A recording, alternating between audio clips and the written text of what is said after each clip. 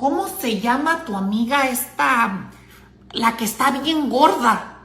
Sí, tu amiga la que está bien gorda. ¿Cómo se llama? ¿De quién hablas, ma?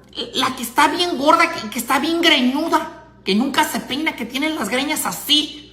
¿Cómo se llama tu amiga esa? La que tiene unos dientotes. La que tiene los dientes de burro. Que los tiene así afuera de la boca, así. ¡Ay!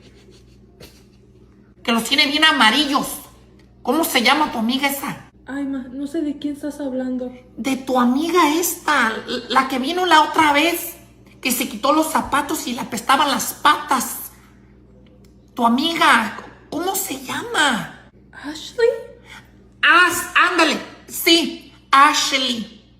Tu amiga esa Ashley me cae muy bien. Sí, es muy buena muchachita. Deberías de invitarla a comer. Sí, invítala otra vez a la casa. Me cae muy bien esa muchachita. Sí.